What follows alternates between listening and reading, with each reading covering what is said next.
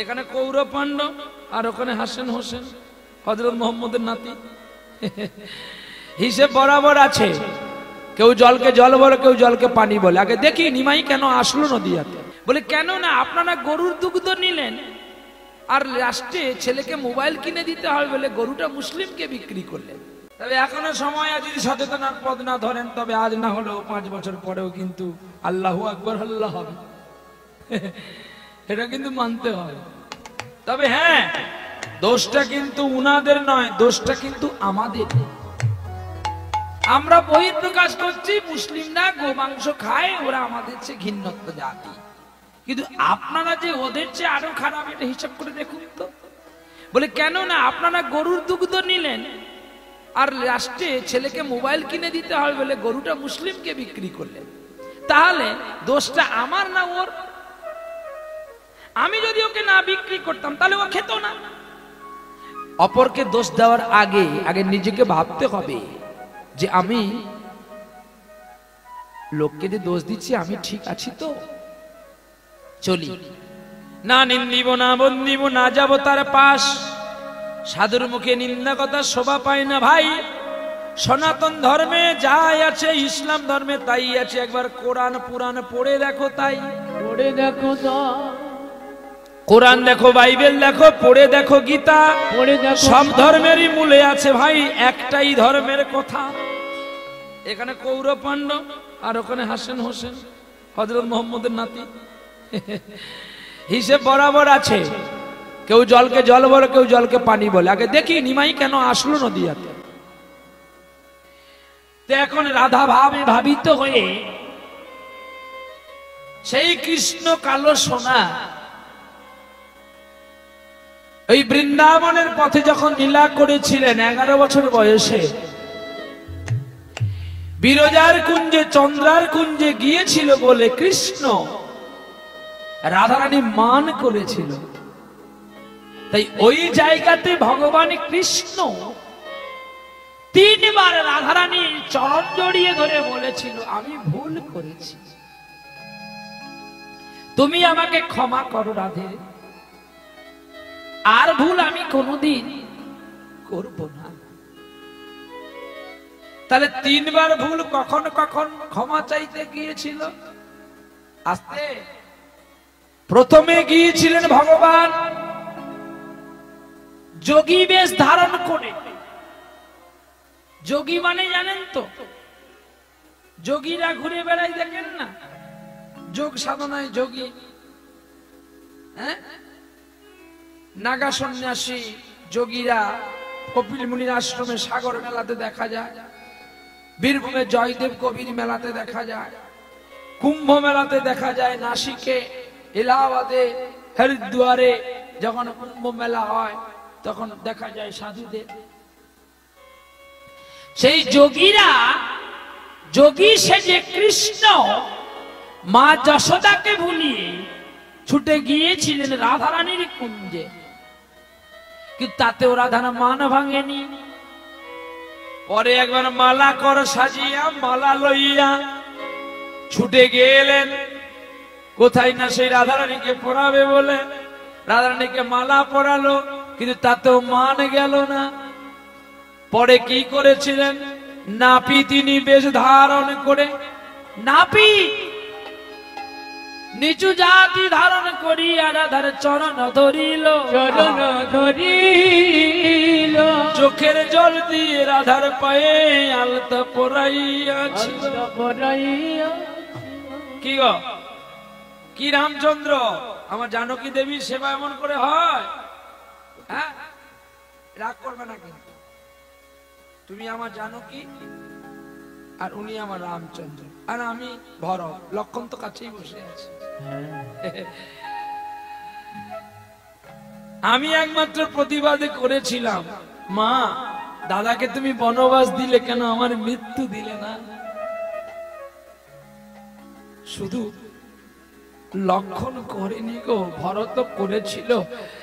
দাদার পাদুকা মাথায় করে 14টা বৎসর বসেছিল। কখন তার পুরুষোত্তম দাদা রামচন্দ্র অযোধ্যা নগরে ফিরবে? আর একমাত্র বহির প্রকাশ করেছিল জানকীকে চিনেছিল লক্ষ্মণজি। হ্যাঁ, আর লক্ষণ জানতো জানকী হচ্ছে তার মা, আমারও মা। লক্ষণ আমার বড়, যদি লক্ষণ মেনে নেয় তাহলে আমি কেন মানতে পারি না? দাদার স্ত্রী একদিকে বৌদি হয়, আবার একদিকে মা হয়। জ্যেষ্ঠ ভ্রাতা মানে বড় ভাই, আর জ্যেষ্ঠ ভ্রাতা স্ত্রী মানে আমার মা। মা আছে আর আমি আছি, ভাবনা কি আর আছে আমার। মায়া আছে আর আমি আছি, ভাবনা কি আর আছে আমার। এইখান থেকে অনেক ভক্ত গিয়েছিলেন আমার এই অধমের আশ্রমে। তখন আমি খুব চাপে ছিলাম গো। আমি সময় মতো দুটো ভালো প্রসাদ দিতে পারিনি। পারলে আমাকে একটু ক্ষমা করবে। আপনারা যে যত্ন করে আমাকে রাখেন, কিন্তু আমি তো নিরুপায়, আমিও তো পরাধীন, আমি তো আর স্বাধীন নই। একটা মেয়ে যতই তার বাড়ি বলুক না কেন, হাত থেকে একটা কাঁচের গ্লাস ভেঙে গেলে যে সকলকে কৈফিয়ত দিতে হয়, ঠিক আমিও তেমনি গো। আমি একটি নারী, আমি যে পরাধীন গো। তাই অপরাধে ক্ষমা করবেন। এই জ্যৈষ্ঠ মাসের শেষে আপনারা যাওয়ার চেষ্টা করবেন, আমি থাকব। আমি যতটা পারবো চেষ্টা করবো আপনাদের একটু নিজে হাতে রান্না করে একটু সেবা দেওয়ার জন্য।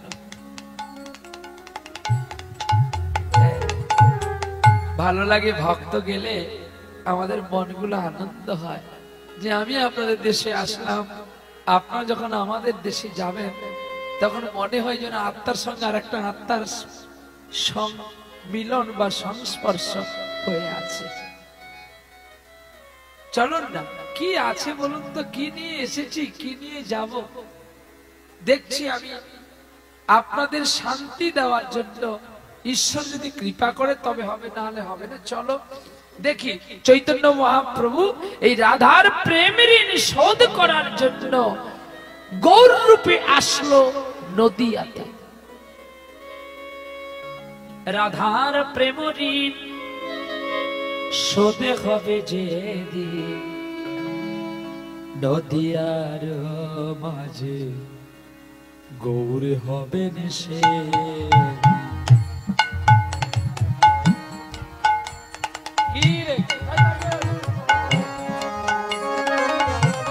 রাধার প্রেম ঋণ শোধ হবে যেদিন নদিয়ার মাঝে আমার গৌর হবেন সে। কাঁদিয়া কাঁদাবো মানে কেড়ে লব, কাঁদিয়ে কাঁদাবো মানে কেড়ে নেব। কাঁদিয়া কাঁদাবো মানে কেড়ে লব, নয়ন জলে ধোয়াবো ধোয়াবো চরণ। রাধার প্রেম ঋণ শোধে হবে যেদিন নদিয়ার মাঝে। ভালো করে শোনো আগে। রাধার প্রেম ঋণ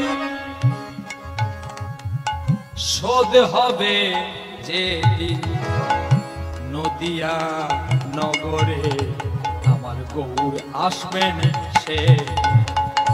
সঙ্গেতে তারা থাকবে নিত্যানন্দ, শিবাস আদি আর যত গৌর ভক্ত বৃন্দ। সঙ্গেতে তারা সঙ্গেতে তাহার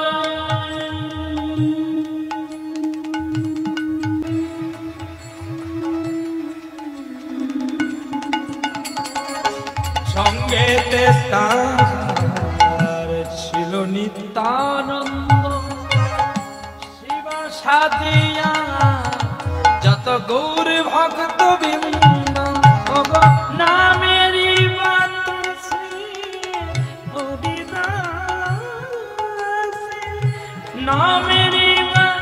সঙ্গীত গাইতে হয়, গাওয়াটা শিখতে হয়, তারপরে গাইতে হয়। কোন জায়গায় কতটা পেশা, কতটা দম, কতটা দিলে ভালো লাগবে, আগে এই যে নিজেকে অনুশোচনা করতে হয়, এটা ভালো হবে না এটা ভালো হবে। একটা গানকে 100 বার গাইবে তবে তার রস পাবে। সঙ্গে সঙ্গে মধু চাকে ঢিল মারলে কিন্তু পোকা কামড় দিবে, মধু পাবে না। ঠিক তেমনি 100 বার প্র্যাকটিস করতে হবে।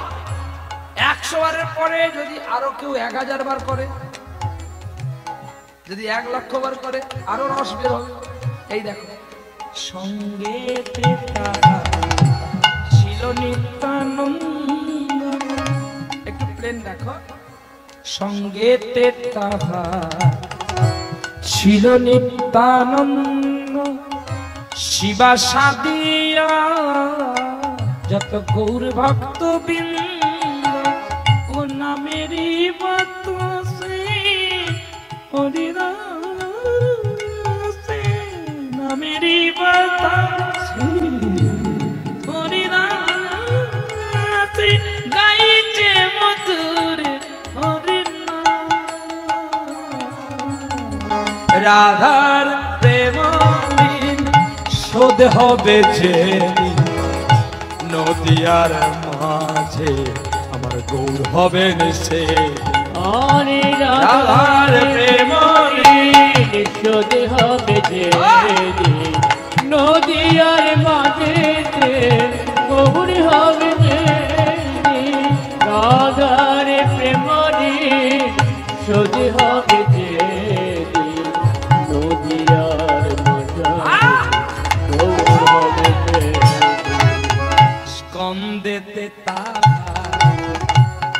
ভিক্ষার ঝুলি রয়। বৈষ্ণবের বেশভূষাটা কেমন নিতে হয় জানো? অতি নমনীয়। এই যেমন আজকে 2 দাদা মিলে, 2 বৌদিমণি মিলে আমার জন্য ব্লেজার কিনে এনেছে। আচ্ছা বলো তো, বৈষ্ণবের ব্লেজার মানা? যদি একটা কাপড় কেটে একটা ঝোলা করে দিতিস, তাও 2 বাড়ি ভিক্ষা করতে পারতাম। রাজবেশ যে বৈষ্ণবের স্বভাব পায় না। তোমরা যত ভিখারি আমাকে সাজাবে, ততই আমি গোবিন্দের কৃপা পাবো। রাজবেশ যে গোবিন্দের স্বভাব পায়, তার চাকরের স্বভাব পায় না। কতখানি ভালোবাসেন আপনারা, আমি খুব আপ্লুত, ধন্য। প্রতিটা কথা মনে মনে ভাবি। সকাল থেকে এসেছি আপনাদের কাছে, যখন চলে যাব না হৃদয়টা প্রচন্ড কাঁদবে। মনে হয় এইখানেই বোধহয় আমার বাড়ি ছিল গো, তাহলে এত মানুষ কেন আমাকে, এই জায়গার মানুষ এত ভালোবাসবে। এই কাঁদছিস কেন? চোখে জল কেন? মন বোকা ছেলে কোথাকার। আরে আমার দুঃখ আসছে, আমি কাঁদবো, তোরা কাঁদবি কেন? কাঁদিস নে বাবা, চোখ মুছে ফেল। কৃষ্ণর ভাব জগতে যদি কেউ ঢুকে যায়, সে নিশ্চয়ই কাঁদে। কাঁদ, আরো কাঁদ। যত কাঁদবি তত মন হালকা হবে আর গোবিন্দের কৃপা পাবি। স্কন্দেতে তার 12 তিলক, অঙ্গে তার 12 তিলক, সোনার বরণী গোরা যেন হয়েছে আলোক।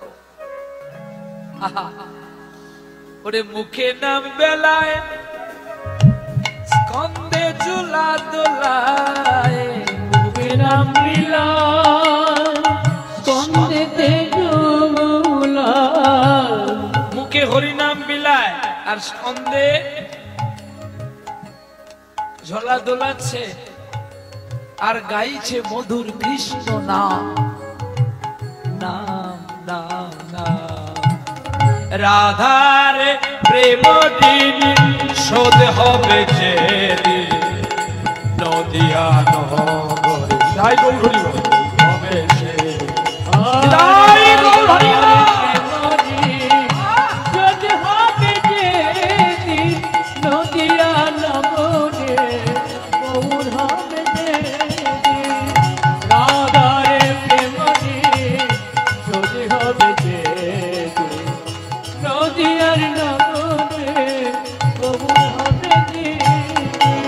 बोलो राधा रानी की, श्याम सुंदर की, मदन मोहन की।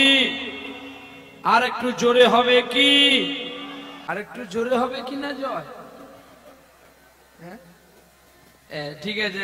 বলে বাবাজি তুমি কেন এই কথার মধ্যে গুলিয়ে দিলে? আমরা তো ঠিকই ছিলাম। সত্যি তো, দোষটা আমার, আপনাদের নয়। আমিও দেখলাম যে আপনার লক্ষ্যে আছেন না অলক্ষ্যে আছেন। আরেকবার সবাই মিলে জোরে হবে। হ্যাঁ বলো বলো রাধা রানী কি। হ্যাঁ ক্যামেরাম্যান ক্যামেরা ঘোরাও কি।